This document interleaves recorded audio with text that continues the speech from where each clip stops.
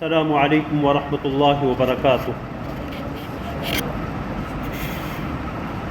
الحمد للہ وحدہ والصلاة والسلام علی من لا نبی بعدہ، اما بعد فاعوذ باللہ من الشیطان الرجیم، بسم اللہ الرحمن الرحیم۔ یا ایہا الذین آمنوا اذا لقیتم فئة فاثبتوا واذكروا الله كثيرا لعلكم تفلحون، وأطيعوا الله ورسوله ولا تنازعوا فتفشلوا وتذهب ريحكم واصبروا إن الله مع الصابرين، ولا تكونوا كالذين خرجوا من ديارهم بطرا ورئاء الناس ويصدون عن سبيل الله والله بما يعملون محيط۔ صدق الله العظيم۔ اللهم صل على محمد وعلى آل محمد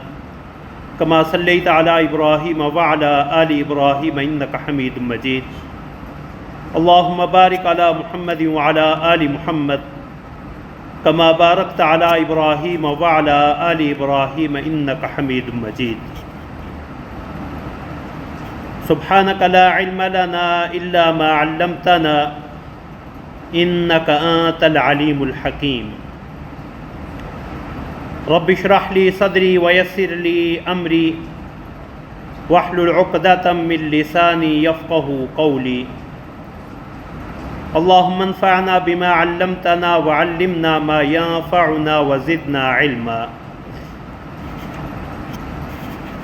اما بعد، حضرات محترم،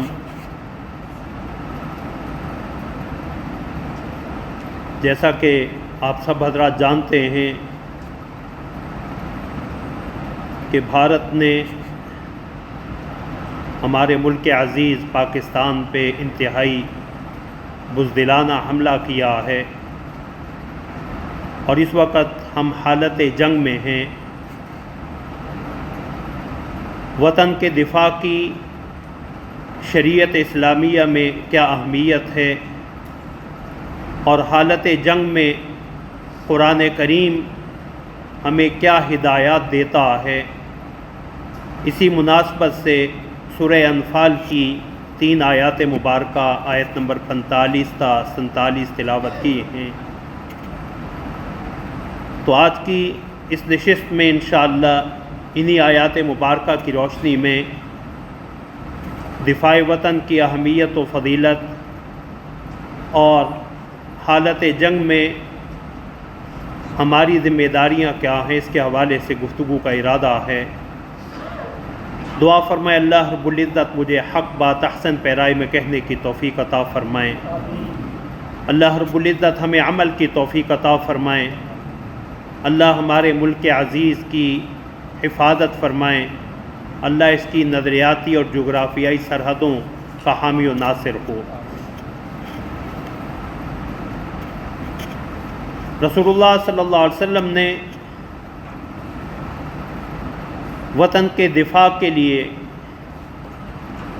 ایک رات کے پہرے کو دنیا و ما فیہا سے بہتر قرار دیا ہے۔ حضرت سہل بن سعد رضی اللہ تعالیٰ عنہ کی حدیث ہے صحیح بخاری کی کہ رسول اللہ صلی اللہ علیہ وسلم نے فرمایا، رباط یوم فی سبیل اللہ خیر من الدنیا وما علیہا۔ اسلامی ملک کی حفاظت کے لیے، اسلامی سرحدوں کی حفاظت کے لیے ایک دن کا، ایک رات کا پہرا دینا دنیا اور اس میں جو کچھ ہے اس سے بہتر ہے۔ وَمَوْضِعُ صَوْتِ أَحَدِكُم مِّنَ الْجَنَّةِ خَيْرٌ مِّنَ الدُّنْيَا وَمَا عَلَيْهَا۔ اور جنت میں اگر تمہیں اپنی ایک چھڑی رکھنے کی جگہ مل جائے تو یہ بھی دنیا وما علیہا، دنیا اور دنیا میں جو کچھ ہے اس سے بہتر ہے۔ اور میں والروحۃ یروحها العبد فی سبیل اللہ او الغدوۃ خیر من الدنیا وما علیہا، اور مسلمان مجاہد اللہ کی راہ میں صبح کے وقت نکلے یا شام کو نکلے، اس کا صبح یا شام کو یہ نکلنا اللہ کے ہاں دنیا اور دنیا کے اوپر جو کچھ ہے اس سے بہتر ہے۔ اپنی جان کی حفاظت، اپنے مال کی حفاظت، اپنے دین کی حفاظت، اپنی عزت کی حفاظت شریعت اسلامیہ کے مقرر کردہ فرائض میں سے ایک اہم فریضہ، اور اس راستے میں انسان اگر اپنی جان کی بازی بھی لگا دے تو رسول اللہ صلی اللہ علیہ وسلم نے اسے شہید قرار دیا۔ فرمایا من قتل دون مالہ فہو شہید، جو اپنے مال کا دفاع کرتے ہوئے مارا جائے وہ بھی اللہ کی راہ میں شہید ہے۔ ومن قتل دون اہلہ فہو شہید، جو اپنے اہل و عیال کی حفاظت کرتے ہوئے مارا جائے وہ بھی شہید ہے۔ ومن قتل دون دینہ فہو شہید، جو اپنے دین کی حفاظت کرتے ہوئے اللہ کی راہ میں مارا جائے وہ بھی شہید ہے۔ ومن قتل دون نفسہ، اور بعض روایات میں دون دمہ فہو شہید، جو اپنی جان کی حفاظت کرتے ہوئے مارا جائے وہ بھی اللہ کی راہ میں شہید ہے۔ وطن کا دفاع اللہ کے راستے میں جہاد ہے، اور رسول اللہ صلی اللہ علیہ وسلم سے حضرت ابو ہریرہ رضی اللہ تعالیٰ عنہ کی ایک حدیث صحیح بخاری اور صحیح مسلم میں کہ رسول اللہ صلی اللہ علیہ وسلم سے دریافت کیا گیا ای الاعمال افضل، اعمال میں سب سے افضل اور بہترین عمل کون سا ہے؟ تو رسول اللہ صلی اللہ علیہ وسلم نے ارشاد فرمایا ایمان باللہ ورسولہ، اللہ اور اس کے رسول پہ ایمان لانا۔ پوچھا گیا رسول اللہ اس کے بعد ثم ماذا، پھر کون سا عمل اللہ کے ہاں زیادہ افضل اور محبوب ہے؟ فرمایا الجہاد فی سبیل اللہ، اللہ کے راستے میں جہاد کرنا۔ قیل ثم ماذا، پوچھا گیا رسول اللہ اس کے بعد کون سا عمل اللہ کے ہاں افضل ہے؟ تو فرمایا حج مبرور، اللہ کے ہاں مقبول حج، جس میں شریعت کے بتائے ہوئے طریقے کے مطابق مناسک حج کو ادا کیا جائے، حج مبرور جس میں حج کے آداب کے منافی کوئی چیز نہ ہو، وہ اللہ کے ہاں افضل ترین اعمال میں سے ہے۔ تو وطن کا دفاع شریعت اسلامیہ کے مقرر کردہ فرائض میں سے ایک فریضہ، لیکن وطن کے دفاع کے لیے اور جب دشمن سے مقابلہ ہو، دشمن سے آمنا سامنا ہو، حالت جنگ میں شریعت اسلامیہ نے ہمیں کیا ہدایات دی ہیں؟ سورہ انفال کی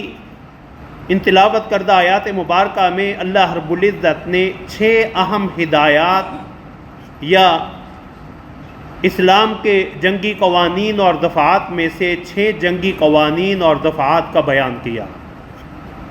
پہلی ہدایت یہ ہے یا ایھا الذین آمنوا اذا لقیتم فئۃ فاثبتوا، اے ایمان والو جب تمہارا کسی جماعت سے اپنے دشمن سے آمنا سامنا ہو، مقابلہ ہو، تو فاثبتوا، تو ثابت قدمی دکھاؤ، جم جاؤ۔ یہاں حضرات مفسرین نے لکھا کہ یہاں ثبات قرآن کریم نے جو ذکر کیا اس سے ثبات قدم بھی مراد ہے اور ثبات قلب بھی مراد ہے، کہ ثابت قدمی، پاؤں بھی دشمن کے مقابلے سے اکھڑنے نہ پائیں اور دل بھی مضبوط اور پکا ہو، کہ ثبات قلب کے بغیر ثبات قدم کی کوئی اہمیت نہیں ہے۔ تو اللہ رب العزت نے یہاں پہلا حکم یہ دیا کہ دشمن کے مقابلے میں جم جاؤ، یا ایھا الذین آمنوا خذوا حذرکم فانفروا ثبات او انفروا جمیعا، اے ایمان والو دشمن کے مقابلے کے لیے اپنے ہتھیار اٹھا لو، احتیاط کا دامن نہ چھوڑو، اور اکیلے یا جماعتوں کی شکل میں، دستوں کی شکل میں اللہ کی راہ میں جہاد کے لیے نکل پڑو۔ یا ایھا الذین آمنوا اذا لقیتم الذین کفروا زحفا فلا تولوہم الادبار، ایک اور جگہ قرآن کریم نے حکم دیا ایمان والو جب میدان جنگ میں تمہارا کافروں سے واسطہ پڑے تو انہیں پشت نہ دکھانا، میدان جنگ سے بھاگنا نہ۔ میدان جنگ سے بھاگنے کو اللہ نے فرمایا وہ اللہ کے غضب کا مستحق ہوتا اور اس کا ٹھکانہ جہنم جو ہے وہ بنا دیا جاتا۔ ثابت قدمی، اور ثابت قدمی کیوں؟ اس لیے کہ اللہ رب العزت نے مومن سے اس جہاد میں دشمن کے مقابلے میں ثابت قدمی اور ثبات قلب پہ جو وعدے کر رکھے ہیں، جس اجر و ثواب کا، جس عظیم نعمت کا اللہ نے اس سے وعدہ کر رکھا ہے، کفار اس سے محروم ہیں۔ اللہ رب العزت نے فرمایا وَلَا تَهِنُوا فِي ابْتِغَاءِ الْقَوْمِ، دیکھو دشمن کا مقابلہ کرنے میں کمزوری مت دکھانا۔ ان تکونوا تعلمون فإنهم يعلمون كما تعلمون، اگر تمہیں میدان جنگ میں تکلیف اٹھانا پڑتی ہے اور تمہیں کسی رنج و علم سے واسطہ پڑتا ہے تو وہ کفار بھی اسی طرح درد اور کرب سے گزرتے ہیں جس طرح تم درد اور کرب سے گزرتے ہو، لیکن تمہاری خصوصیت کیا ہے؟ وَتَرْجُونَ مِنَ اللَّهِ مَا لَا يَرْجُونَ، تم اللہ سے جس اجر و ثواب کی امید لگائے بیٹھے ہو، کفار اس سے محروم ہیں۔ ان کے ہاں تو دنیا ہی ہے، آخرت کا تصور ہی نہیں، اور اللہ رب العزت نے تمہارے لیے آخرت کی جن نعمتوں کو تیار کر رکھا۔ وَكَانَ اللَّهُ عَلِيمًا حَكِيمًا، اللہ بہتر جانتے اور حکمت والے۔ اسی کو قرآن کریم نے ایک اور جگہ منافقین کے حوالے سے ذکر کیا کہ وہ مسلمانوں کے بارے میں انتظار میں رہتے تھے کہ مسلمانوں پہ کوئی آزمائش آئے، مسلمانوں پہ کوئی کڑا اور کٹھن وقت آئے، تو اللہ رب العزت نے ارشاد فرمایا کہ میرے پیغمبر ان سے کہہ دیجئے قُلْ هَلْ تَرَبَّصُونَ بِنَا إِلَّا إِحْدَى الْحُسْنَيَيْنِ، کہ تم تو ہمارے بارے میں دو اچھی چیزوں میں سے ایک ہی کا انتظار کر سکتے ہو۔ حضرات مفسرین نے لکھا ہے کہ وہ دو نعمتیں، دو بھلائیاں کیا ہیں؟ اما الشہادت و اما النصر، یا اللہ کے راستے میں شہادت پا لینا ہے یا دشمن پہ فتح یاب ہو جانا۔ تو فرمایا اس جنگ کا نتیجہ تو دو ہی صورتیں ہیں، یا تو اللہ کی طرف سے جو ہے میدان جنگ میں شہادت کا پایا جانا اور حیات جاودانی نصیب ہو جانا، یا اللہ رب العزت کی مدد سے جو ہے وہ دشمن پہ غالب آ جانا۔ اور ہم تمہارے بارے میں یہ انتظار کر رہے ہیں وَنَحْنُ نَتَرَبَّصُ بِكُمْ أَن يُصِيبَكُمُ اللَّهُ بِعَذَابٍ مِّنْ عِنْدِهِ أَوْ بِأَيْدِينَا، اور ہم انتظار کس چیز کا کر رہے ہیں کہ یا تو اللہ کی طرف سے تم پہ کوئی عذاب آ ٹوٹے یا اللہ تمہیں ہمارے ہاتھوں رسوا اور ذلیل و خوار کر دیں۔ تو اہل ایمان کو پہلا حکم قرآن نے یہ دیا یا ایھا الذین آمنوا اذا لقیتم فئۃ فاثبتوا، اے ایمان والو جب تمہارا کسی جماعت سے سامنا ہو، مقابلہ ہو تو ثابت قدمی دکھاؤ، جم جاؤ۔ واذکروا اللہ کثیرا لعلکم تفلحون، اور بکثرت اللہ کو یاد کرو تاکہ تم کامیاب ہو جاؤ۔ ذکر اللہ وہ معنوی ہتھیار ہے جس سے اقوام عالم جو ہے مسلمانوں کے علاوہ باقی سب قومیں محروم ہیں، کہ اللہ رب العزت نے جہاں اہل ایمان کو ظاہری اسلحہ اور ظاہری تیاری کا حکم دیا، وہیں معنوی ہتھیار کا کہ میدان جنگ میں بھی جب اپنی جان کی سب کو فکر ہوتی ہے اس وقت بھی اپنے محبوب حقیقی کی یاد سے غافل نہ ہونا، جس کا نتیجہ یہ نکلے گا فَاذْكُرُونِي أَذْكُرْكُمْ، تم مجھے یاد کرنا میں تمہیں یاد کروں گا، اور جب اللہ یاد کریں گے تو پھر اللہ کی فتح و نصرت تمہارے شامل حال ہوگی۔ یہ ذکر جو ہے حضرات مفسرین نے لکھا کہ یہ ذکر عام ہے، ذکر لسانی بھی، زبان سے بھی، مرد مجاہد کا نعرہ تکبیر بلند کرنا یہ بھی ذکر ہے، دعا کے لیے ہاتھ اٹھانا یہ بھی ذکر ہے، اور اللہ رب العزت نے قرآن کریم میں مختلف دعائیں جو ہے وہ تعلیم فرمائیں۔ وانصرنا علی القوم الکافرین، کافر قوم پہ ہماری مدد فرما۔ ربنا افرغ علینا صبرا وثبت اقدامنا وانصرنا علی القوم الکافرین، اللہ ہمیں صبر اور ہمت عطا فرما، ہمارے قدم جما دے اور کافر قوم پہ ہماری مدد فرما۔ اسی ذکر میں اپنے گناہوں پہ استغفار بھی ہے کہ انسان اللہ رب العزت کی نافرمانیوں پہ ندامت کا اظہار کرے اور ایسے حالات میں اپنے خالق و مالک کو راضی کرے، اور یہی قرآن کریم نے میدان جنگ میں ثابت قدمی اور دشمن پہ فتح و نصرت کی دعا سے پہلے اللہ رب العزت نے یہ دعا تعلیم فرمائی کہ ربنا اغفر لنا ذنوبنا واسرافنا فی امرنا وثبت اقدامنا وانصرنا علی القوم الکافرین۔ اے اللہ ہمارے گناہوں کو معاف کر، اور ہم نے اپنے معاملات میں جو زیادتیاں کر رکھیں، تیری حدود سے تجاوز کر رکھا، اسے معاف فرما۔ اور جب ایسا ہو گیا تو پھر اللہ سے مدد مانگی کہ اللہ ہمارے قدم بھی جما دے اور کافروں پہ ہماری مدد فرما۔ رسول اللہ صلی اللہ علیہ وسلم نے یہ ذکر قلبی، ذکر لسانی جو ہے مختلف احادیث میں بھی اس کی طرف توجہ دلائی۔ حضرت عبداللہ بن ابی اوفا رضی اللہ تعالیٰ عنہ کی حدیث ہے صحیح بخاری اور صحیح مسلم کی کہ رسول اللہ صلی اللہ علیہ وسلم نے فرمایا ایھا الناس لا تتمنوا لقاء العدو، لوگو دشمن کے مقابلے کی تمنا نہ کیا کرو، خواہش نہ کیا کرو۔ فَإِذَا لَقِيتُمُوهُمْ فَاصْبِرُوا، لیکن اگر دشمن تمہیں جنگ پہ مجبور کر دے اور تم دشمن سے تمہارا آمنا سامنا ہو جائے تو پھر جم جاؤ، پھر ثابت قدمی دکھاؤ۔ وَاعْلَمُوا أَنَّ الْجَنَّةَ تَحْتَ ظِلَالِ السُّيُوفِ، اور یہ جان لو کہ جنت تلواروں کے سائے تلے ہے۔ اور پھر رسول اللہ صلی اللہ علیہ وسلم نے یہ دعا تعلیم فرمائی، اللہم منزل الکتاب ومجری السحاب وہادم الاحزاب احزمہم وانصرنا علیہم۔ اے اللہ کتاب کو نازل کرنے والے اللہ، بادلوں کو چلانے والے اللہ، دشمنوں کو شکست دینے والے اللہ، ہمارے ان دشمنوں کو بھی شکست دے اور ہمیں ان پہ فتح و نصرت عطا فرما۔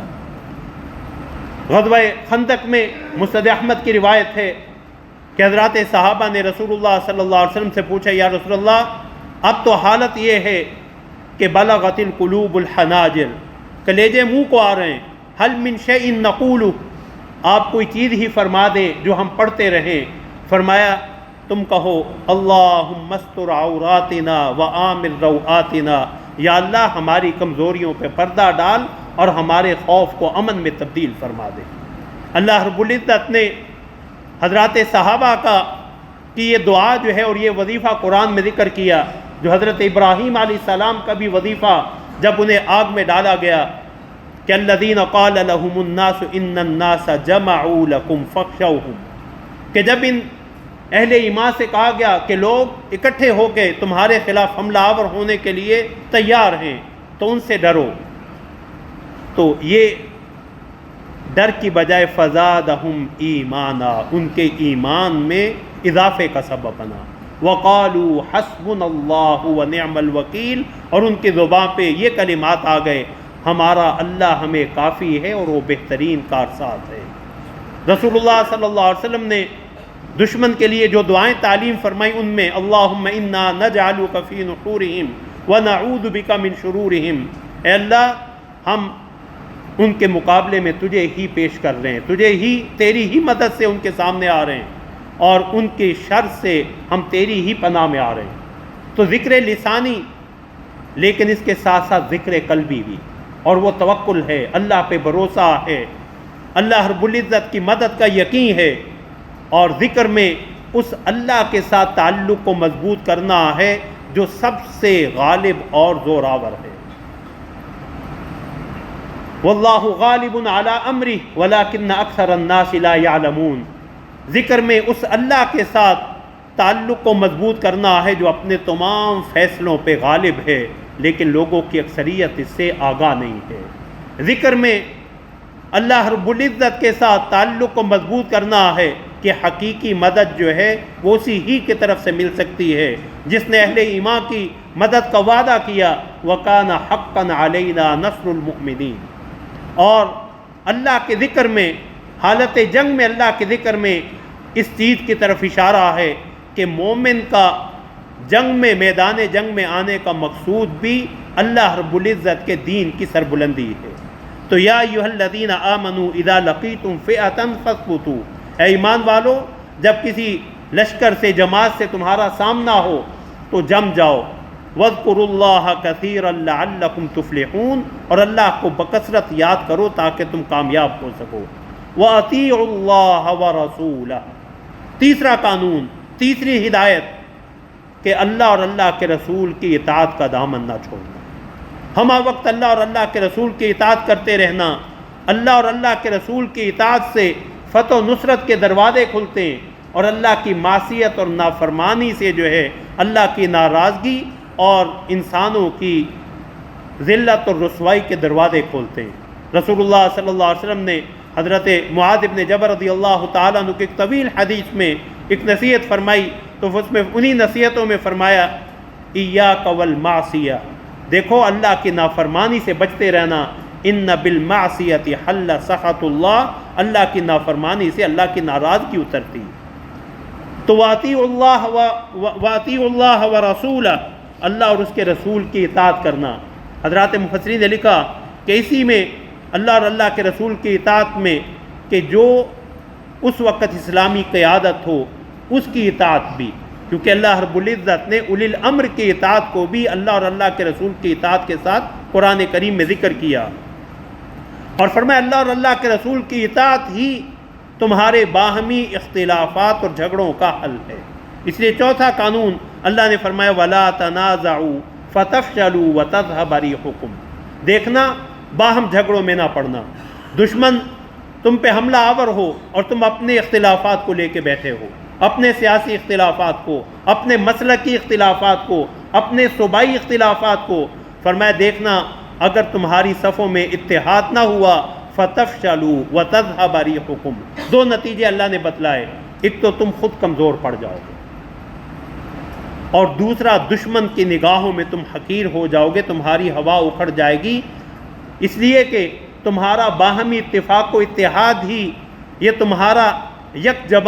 جماعت ہونا، ایک جماعت کی صورت میں دشمن کے سامنے کھڑا ہونا، یہ تمہاری طاقت کا ذریعہ بھی ہے، اور دشمن کے سامنے بھی تمہارے اتحاد کا یہ مظاہرہ جو ہے وہ اس کے ہوش اڑانے کے لیے کافی ہے۔ اور اگر دشمن نے تمہاری صفوں میں ہی پھوٹ ڈال دی تو وَتَذْهَبَ رِيحُكُمْ، نہ صرف یہ کہ تم خود کمزور پڑو گے بلکہ دشمن کے مقابلے میں بھی تم ٹھہر نہیں سکو گے۔ اس لیے اللہ رب العزت نے جگہ جگہ جو ہے اپنی رسی کو مضبوطی سے تھامنے کا حکم دیا، وَاعْتَصِمُوا بِحَبْلِ اللَّهِ جَمِيعًا وَلَا تَفَرَّقُوا، اللہ کی رسی کو مضبوطی سے تھام لو اور باہم اختلاف نہ کرو۔ تو وَلَا تَنَازَعُوا فَتَفْشَلُوا وَتَذْهَبَ رِيحُكُمْ، چوتھی ہدایت اللہ رب العزت نے یہ دی کہ حالت جنگ میں آپس کے اختلافات کو بھلا دینا، آپس کے نزاعات کو بھلا دینا، اور دشمن کے خلاف سیسا پلائی ہوئی دیوار بن کے کھڑے ہو جانا، کیونکہ اگر تم اس حالت جنگ میں بھی باہمی اختلافات پہ ہی لگے رہے تو پھر دشمن کی نگاہوں میں تمہاری کوئی وقت نہیں ہوگی اور تم خود بھی جو ہے وہ کمزور پڑ جاؤ گے۔ وَاصْبِرُوا إِنَّ اللَّهَ مَعَ الصَّابِرِينَ، اب ان باہمی اختلافات کو مٹانے کے لیے اللہ رب العزت نے اگلا حکم، پانچواں حکم دیا صبر کا۔ صبر اپنے نفس کے خلاف یا اس کی مرضی کے خلاف جو ناگوار صورت یا ناخوشگوار فیصلے ہوتے ہیں ان پہ راضی رہنے کا نام صبر ہے۔ صبر کا جہاں معنی دشمن کے مقابلے میں جم جانا، وہیں صبر کا مفہوم حضرات مفسرین نے لکھا ہے حکمت بھی، کہ جلد بازی میں عجلت میں کوئی فیصلہ نہ کرنا بلکہ حکمت اور دانش مندی کے ساتھ دشمن کا مقابلہ کرنا، کہ جلد بازی اور عجلت کے فیصلے جو ہے وہ انسان کو نقصان پہنچاتے ہیں۔ اور باہمی اختلافات کو مٹانے کے لیے کہ کوئی جماعت وہ اپنے مقاصد کے اعتبار سے، اپنے نظریات کے اعتبار سے کتنی ہی متحد اور متفق کیوں نہ ہو، لیکن انسانوں کے مزاج مختلف ہیں، انسانوں کی پسند ناپسند مختلف ہے،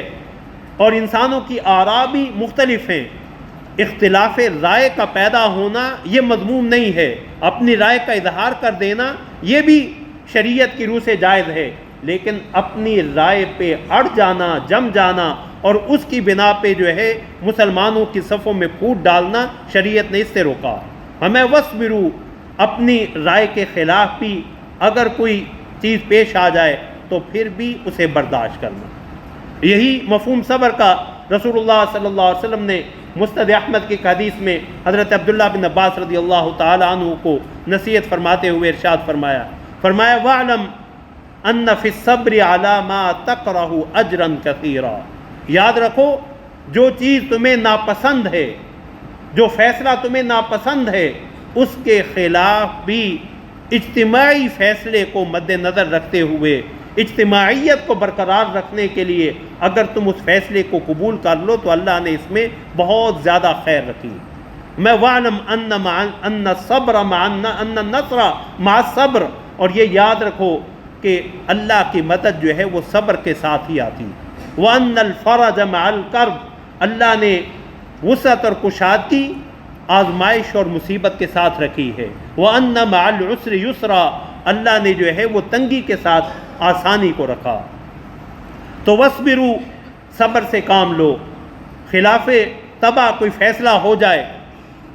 حضرات صحابہ میں حضرت خالد ابن ولید رضی اللہ تعالیٰ عنہ کا طرز عمل ہمارے لیے بہت بڑا نمونہ، کہ جب حضرت عمر رضی اللہ تعالیٰ عنہ نے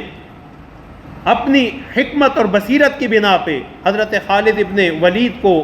سپہ سالار کے منصب سے معزول کیا، اور اس نیت سے کہ لوگ اب یہ سمجھنا شروع ہو گئے کہ جس لشکر میں یا جس قافلے کے سپہ سالار خالد ہوں گے اسے شکست نہیں ہوگی، تو بھروسہ اب خالد کی صلاحیتوں پہ آتا جا رہا، تو حضرت خالد بن ولید کو معزول کیا۔ تو حضرت خالد بن ولید نے بڑی خندہ پیشانی کے ساتھ اس فیصلے کو منظور کیا اور فرمایا پہلے بھی اللہ کی راہ میں لڑتا تھا، اب بھی اللہ کی راہ میں لڑنا۔ تو وَاصْبِرُوا، باہمی اختلافات اور نزاعات کو مٹانے کے لیے خلاف طبع فیصلوں پہ اجتماعیت کو برقرار رکھنے کے لیے راضی ہو جانا، اور فرمایا یہ صبر ایسی نعمت ہے، ان اللہ مع الصابرین، اللہ صبر کرنے والوں کے ساتھ ہے۔ جسے اللہ کی معیت نصیب ہو جائے اسے اور کیا چاہیے۔ فرمایا وَلَا تَكُونُوا كَالَّذِينَ خَرَجُوا مِن دِيَارِهِمْ بَطَرًا وَرِئَاءَ النَّاسِ وَيَصُدُّونَ عَن سَبِيلِ اللَّهِ۔ چھٹی ہدایت ان آیات مبارکہ میں فرمایا کہ ان لوگوں کی طرح نہ ہونا جو اپنے گھروں سے اتراتے ہوئے اور لوگوں کو دکھاتے ہوئے نکلے۔ مشرکین مکہ غزوہ بدر کے موقع پہ جب ابو سفیان کا قافلہ اس وقت ایمان نہیں لائے تھے رضی اللہ عنہ، ان کا قافلہ تجارتی قافلہ بچ کے نکل گیا، تو لوگوں نے ابو جہل کو مشورہ دیا کہ ہمیں واپس چلنا چاہیے، ہمارا مقصود پورا ہو چکا۔ کہنے لگا نہیں، بدر کے میدان میں جائیں گے، وہاں پیے پلائیں گے، جشن منائیں گے۔ تو اللہ نے فرمایا کہ وہ اتراتے ہوئے لوگوں کے دکھلاوے کے لیے آئے، لیکن جشن کیا منانا تھا، اپنی جو ہے وہ مرنے والوں کا نوحہ کرتے ہوئے جو ہے وہ واپس گئے۔ تو فرمایا وَيَصُدُّونَ عَن سَبِيلِ اللَّهِ، ان کا مقصد کیا تھا؟ اللہ کی راہ سے روکنا۔ تو اللہ رب العزت نے یہاں ایک اور ہدایت یہ دی کہ دیکھو اسباب اختیار کرو، اسباب اختیار کرنے پہ ان اسباب پہ نادہ مت ہونا، اترانا مت۔ وَعَلَى اللَّهِ فَلْيَتَوَكَّلِ الْمُؤْمِنُونَ، اہل ایمان کا بھروسہ اسباب پہ نہیں ہوتا، مسبب الاسباب پہ ہوتا، رب الاسباب پہ ہوتا ہے، اللہ ہی پہ بھروسہ رکھنا۔ ہاں دشمن کو جلانے کے لیے، دشمن کو جو ہے وہ نیچا دکھانے کے لیے اگر مجاہد جو ہے وہ میدان جنگ میں اکڑ کے جاتا ہے، اترا کے جاتا ہے، تو اللہ نے اسے بھی پسند کیا۔ رسول اللہ صلی اللہ علیہ وسلم نے فرمایا، حضرت جابر ابن عتیق رضی اللہ تعالیٰ عنہ کی حدیث ہے صحیح، سنن نبی داؤد کی اور سنن نسائی کی، فرمایا اما الخیلاء التي يحب الله فاختیال القتال عند فاختیال المقاتل عند القتال، تو وہ اترانا جو اللہ کو پسند ہے وہ مجاہد کا میدان جنگ میں جو ہے وہ اتراتے ہوئے جانا۔ اور واختیال المرء عند الصدقہ، یا مسلمان کو اللہ رب العزت اللہ کی راہ میں کچھ خرچ کرنے کی توفیق دیں تو اس کے دل میں اطمینان اور خوشی ہو، یہ خوشی اور اترانا اللہ کو پسند ہے۔ تو اللہ رب العزت نے جذباتیت سے روکا ہے اور دشمن کی صلاحیتوں کا مذاق اڑانے سے روکا کہ یہ کوئی کھیل کا میدان نہیں، یہ میدان جنگ ہے۔ تو اتراتے ہوئے اور لوگوں کا دکھلاوا کرتے ہوئے جو ہے وہ نہ نکلو، کہ یہ امت میں یا قوموں میں جو ہے وہ پسپائی کا بسا اوقات سبب بن جاتے ہیں۔ تو اللہ رب العزت نے چھٹی ہدایت یہاں یہ دی کہ دیکھو اپنی صلاحیتوں پہ مت اترانا، اپنی کثرت پہ نادہ نہ ہونا۔ اللہ رب العزت نے غزوہ حنین کو بطور مثال ذکر کیا، وَيَوْمَ حُنَيْنٍ اِذْ أَعْجَبَتْكُمْ كَثْرَتُكُمْ فَلَمْ تُغْنِ عَنْكُمْ شَيْئًا کہ یوم حنین کے دن تمہیں اپنی کثرت پہ ناز آ گیا تھا، لیکن تمہاری یہ کثرت تمہارے کسی کام نہیں آ سکی۔ اور ایک اہم چیز جس کی طرف اشارہ کرنا ضروری کہ اس سوشل میڈیا کے دور میں افواہوں کے پھیلانے سے بھی اور ان پہ کان دھرنے سے بچیں۔ یا ایھا الذین آمنوا ان جاءکم فاسق بنبأ فتبینوا ان تصیبوا قوما بجہالہ فتصبحوا علی ما فعلتم نادمین، کہ کوئی فاسق غیر محتاط شخص کوئی خبر لے کے آئے تو پہلے اس کی تحقیق کرو۔ حالت جنگ میں جو ہے وہ افواہوں پہ کان نہ دھریں، نہ افواہوں کو پھیلانے کا سبب بنیں، اور اللہ رب العزت کے وعدوں پہ یقین رکھیں، مایوسی اور بددلی نہ پھیلنے دیں،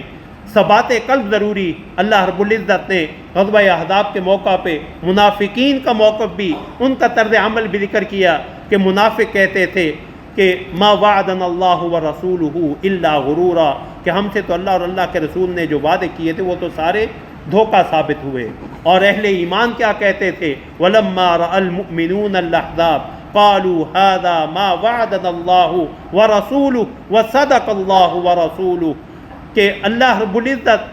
پہ ایمان رکھنے والوں نے جب ان لشکروں کو دیکھا، گروہوں کو دیکھا، تو کہنے لگے ہاں یہ وہی چیز ہے جس کا ہم سے اللہ اور اللہ کے رسول نے وعدہ کیا تھا، اور اللہ اور اللہ کا رسول اپنے وعدوں میں سچا ہے۔ وَمَا زَادَهُمْ إِلَّا إِيمَانًا وَتَسْلِيمًا، اور یہ کیفیت ان کے ایمان اور فرما برداری میں اضافے کا ہی سبب بنی۔ اللہ رب العزت ہمیں عمل کی توفیق عطا فرمائے۔ وآخر دعوانا الحمد للہ رب العالمین۔